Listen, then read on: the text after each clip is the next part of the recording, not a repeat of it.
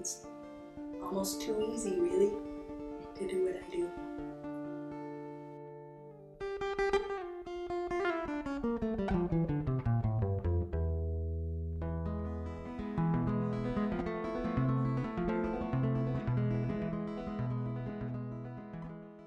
Life was supposed to pan out, over the course of 20 years-ish.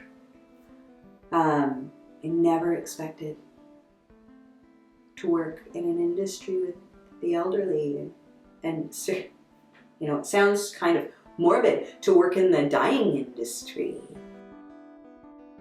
It turned out that it's such an incredible honor and it's such an incredible gift, and people lose their ability to speak a second language. And so if you're born in a different place of a different language, you're more apt to go back to that.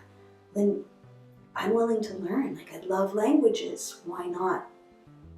This is more opportunity to learn and to grow as a human. So, and maybe that's saying something. Maybe that's the reminder that in death and in dying, there's still so much to learn and so much to give. We live in a rainforest, and I find that the days when it's trying to be sunny are the days that I'm singing on the unit, blue skies, smiling at me, nothing but blue skies do I see. Bluebirds, singing a song,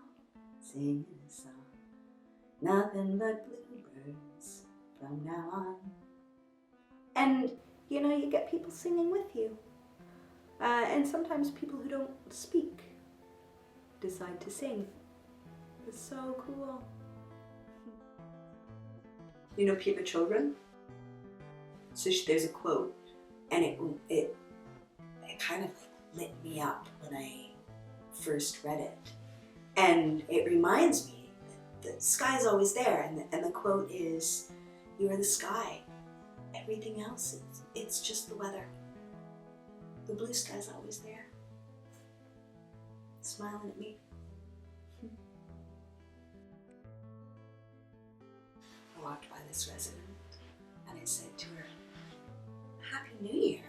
And she said, "Yeah, Happy New Year." And I said, "Wow," not just kind of to myself, "Wow, imagine 2018. This poor woman looks at me and goes, "Wait, what?" I was like, "Oh, right, you don't know what year it is." "What year do you think it is?" 1926, which was the year she was born.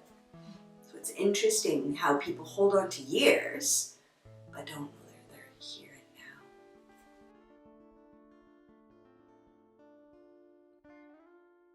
So I was working as a nursing supervisor in this small home support company out on the peninsula. And there was a man who was living in assisted living, and he was a total curmudgeon.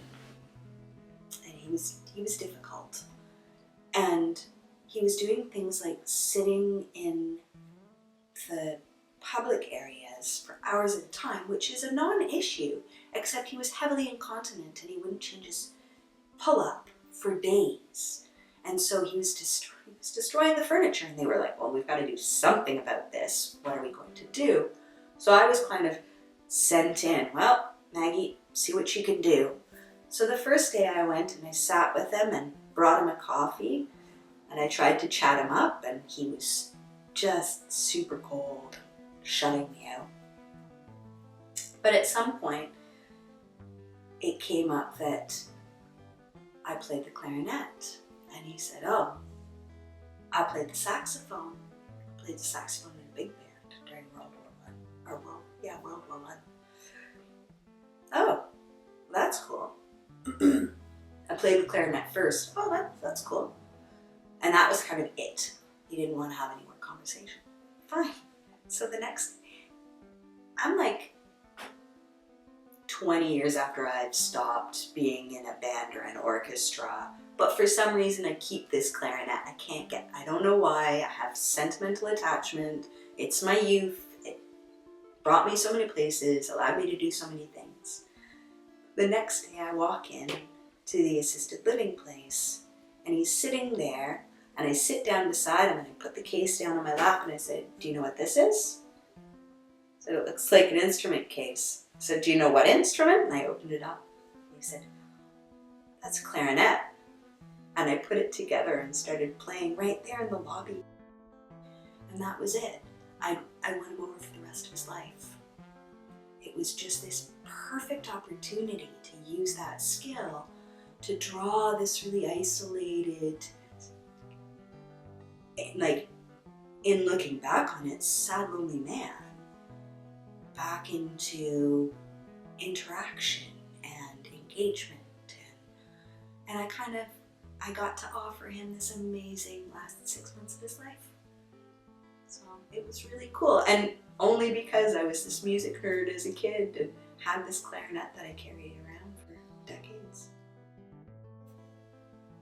So on the line of Blue Skies, I was singing with not one of my residents, but I walked through this unit on my way to my units, and I was singing with this woman, you know, blue skies smiling at me. And when we stopped, we were both kind of looking out towards the garden, and she looks off into the distance and she goes, and she's losing her language, so it's significant when she can string together a whole sentence.